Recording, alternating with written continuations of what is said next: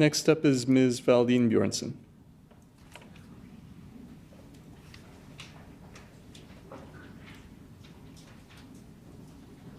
Okay, please go ahead with your presentation. Thank you so much. Wow, what a night on Dyslexia Awareness Day. What a celebration for everyone. It's been emotional for me. Sorry, I didn't expect to get teary here, but I will be doing that, I guess. This has been a long journey for me. I come here first and foremost as a mom who has been impacted with dyslexia, ADHD as well. And thus began my stubborn journey to understand dyslexia. I'm going to be speaking to you more on a professional side, but I can tell you all of the learning that I've done over the years is because of my children and the frustration that I've had with my own profession as a reading clinician. I was very disappointed with just the lack of curiosity about dyslexia and the impact that we have on our students with effective literacy skills. I was really pursuing a better way to do things, and for a while that was not happening in our schools. I do think that there are really great things happening now. So just as background for me, I work in several schools in a public school division in Winnipeg as a literacy specialist. I am a certified reading clinician. I work at the University of Manitoba as a reading specialist with the Indigenous Student Center as well. So I work with kindergarten students all the way up to adult students currently. I also work with teachers across Canada to support their understanding and responses to those with dyslexia with structured literacy. I also am the president and the founder of the Manitoba Teachers for Students with Learning Disabilities, including dyslexia, dysgraphia, and dyscalculia. This group is a special area group of educators with the Manitoba Teacher Society. We have had hundreds of teachers every year attend our MTS PD Day event, which focuses on PD for those with dyslexia, dysgraphia, and dyscalculia. Teachers want to know about LD. And when the question came up about this universal screening and changing it to something else, I believe very strongly that you should have those terms, learning disabilities, in the screen.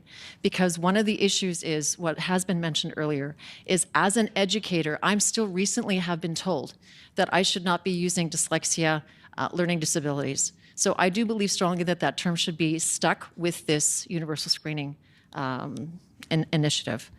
And teachers also want to do the best that they can for every student that they encounter. Having a universal screener early on will support teachers' work in schools, as prevention and being proactive is by far more effective than responding to the issues beyond grade 3, as you've heard repeatedly here. I also completed a Doctor of Education through the University of Calgary based on adults with dyslexia in Manitoba. It was in the Language and Literacy Department of the Faculty of Education, and every single assignment that I did, I stubbornly, again, used dyslexia as a topic because traditionally the Language and Literacy Departments of the Faculties of Education do not really discuss or bring forward learning disabilities or dyslexia. And I have to add here, this is off script, but the University of Manitoba and the University of Winnipeg both have professors that are studying reading disabilities, and I do find it really curious that the faculties of education do not reach out to them to understand and learn from those experts. So my doctoral study focused on adults with dyslexia, and I listened to the participants' stories, and I was inspired by their journeys. Half of my participants did not have a diagnosis until they reached adulthood. They had decades of pain and carried shame by assuming that they were stupid. And those are the words that they used with me. And you can imagine how heartbreaking that was for me to hear that. This is a word that I heard by several of the participants. The participants who did not have a diagnosis until adulthood were scarred. They cried with me as they shared their stories. They were angry at a system that did not know what to do. In fact, those who had received the diagnosis of dyslexia in the K-12 system were exactly the opposite. They were self-accepting. They had developed an understanding early on and had learned to embrace and appreciate their identity. They were not emotional when they shared their life journey. They were proud of their accomplishments because of and despite some of their struggles. Most of those who had got a K-12 diagnosis did so at the advocacy of their parents. This should not be on the family's shoulders. Schools should provide universal literacy screeners for LD for that specific reason, to avoid the years of struggle, shame, and misunderstanding of their skills and challenges. Earlier is better. If we have a universal screener of learning disabilities, it needs to be efficient, based on thorough understanding of the best skills to test, and teacher-friendly. We need to support teachers with time to understand the purpose of screeners. We need teachers to be provided training with dyslexia and LD. And like a simple example is, New York City schools actually require all teachers to take a free online 1-hour training session to learn about dyslexia. This is not too complicated. We can do this. There's lots of materials out there that are from reputable sources that many schools and actually departments of education implement in the United States. So if we are looking for better ways to do things, we could also look to those resources. Teachers need to be provided PD to respond to students with LD. Responses to our universal screeners do not need to be complicated or time-consuming. We can achieve equity by responding to the universal screener data with explicit, direct instruction tailored to students for pacing and broad literacy skills early on. And this is the key. Currently, one of the things that I'm doing in the schools that I'm in is insisting that I work in a kindergarten classroom and a grade 1 classroom. This is when the difference can be made. And it's so much more effective in K and 1. University literacy screeners would benefit all students, but of course, specifically those with dyslexia. In schools, we need to have specific literacy specialists, and this is a big one for me, who have protected time to work only on the development of literacy skills.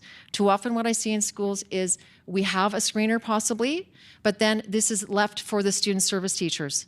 And they do not have the time nor the capacity nor the protection of their time to work with literacy.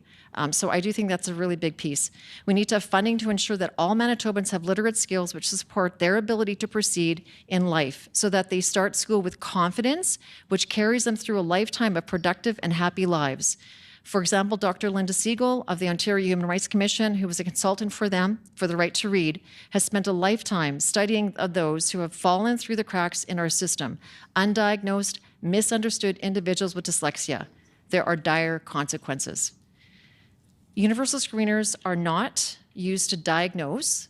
Screeners are used to identify students early, those who are at risk, those who are approaching, those who might need a different pace for instruction. It provides an efficient way to identify and then respond. This is the big piece, when it matters the most, early on. We can then use the terms LD early on to create equity sooner because of this universal early screening for learning disabilities. This is the important part. That term is really essential. And I'm very, very excited to be here in terms of this initiative. This has been, I would say, I'm standing on the shoulders of also giants who have been advocates for dyslexia for decades. So this is not just like a couple of years old. This is decades of work that are people that aren't even in this room who I could name that have been working for advocacy for dyslexia for years. And just in closing, some schools continue to avoid the terms LD, dyslexia, dysgraphia, and dyscalculia. And on this day of dyslexia awareness, above all, universal screeners in Manitoba schools will allow educators to start saying learning disabilities, dyslexia, dysgraphia, dyscalculia. There is power in neurodiversity. There is power in knowing who you are, understanding early your uniqueness. As the participants in my doctoral study can attest, understanding oneself is a journey and learning about LD is a gift because LD students and LD individuals are incredible. Thank you very much for your time, and I really appreciate all of the people that spoke before me. I was thinking while I was hearing everybody, I really have nothing to say based on what they've already said before me. So I appreciate your time, and I really do applaud all the initiatives that are happening here tonight. Thank you so much. Thank you, Ms. Bjornson. Emily Lamoureux. Thank you, Honourable Chairperson, and thank you for sharing a bit about your journey. And you used the term stubbornness, and I really interpret it as passion. I see what you're bringing to the table, and I I believe you brought even more information, new information to the table, so I'm glad you stuck around to present. I've made a note of the importance of the term learning, specifically disabilities, to ensure that it remains in the legislation. And I just want to say that I'm very grateful for the work that you're doing in our schools right now as a literacy specialist, and for insisting to be in the younger grades. We know how important this is for equity and ensuring that there are results coming as well. Thank you. Ms. Bjornson, would you like to respond? Well, I'm really just grateful for your initiative in this. And yeah, the early years is where it really need to start. The gaps are harder to close as students get older. So early literacy is really the piece that's most important. Emily Blashko? Sure. Thank you so much. And it wasn't like central to what you shared, but it's been alluded to a couple times, maybe like gendered experiences of either being assessed or not assessed, and kind of like the life paths afterwards. I'm wondering if you find that there is like different experiences based on gender in both like kind of that pre-screening, like obviously, hopefully, this universal screening will address this, but I'm curious, like through your research or either through your day-to-day life in schools. Ms. Bjornson? That's an interesting question. I would say so traditionally, I think what we assumed was that boys would be looked at sooner based on the fact that they usually were a little bit more active. Is that what you're referring to? And then girls would more like fall back, kind of be quiet in the back of the room, and just had that social sense to just kind of tuck it away, like you've also heard here earlier. But no, yeah, there's really no gender difference in terms of the frequency or the way it's presented in that sense, but it has been more traditionally thought to be more prevalent. And I would say that, one of my participants said that they didn't even want to come to school, but they had the only, piece that they could actually, overcome some of their difficulties was being on a volleyball team, and their coach insisting that they show up, so athleticism and things like that, can be a really great, or music programs, art programs, those kinds of things. So I don't know if it's really on a gender line anymore. It's more about trying to find different ways for those individuals to kind of shine. Yep. Thank you, Ms. Bjornson. Emily Cook? Thank you for your presentation. I was taking a ton of notes. Quick two-part question. Why is it important that we use the right language, learning disabilities, dyslexia, dyscalculia, dysgraphia, and why would some institutions want to avoid that? In your estimation, maybe you don't know the real answer, but I'm curious as to your thoughts. Ms. Bjornson? Okay, it's important because of what I said, and I think you've heard it a little bit here, that some schools are not really in favor of using the terms still. And I think given Dyslexia Awareness Day, it's kind of ironic that that's what we're testifying to here today. I think the reason that if there's a bit of an avoidance, if I can kind of just make a guesstimate, is that, we don't want to be seen as teachers diagnosing. And so there's a sensitivity there for, a teacher to say, oh, I think it possibly is dyslexia. But I think that's where a lot of the information that we've been sharing here, you have valid testing screeners that will be reliable, and going to be based on evidence, will be something that I could say the screener, according to its numbers, that it's showing that there is a risk for.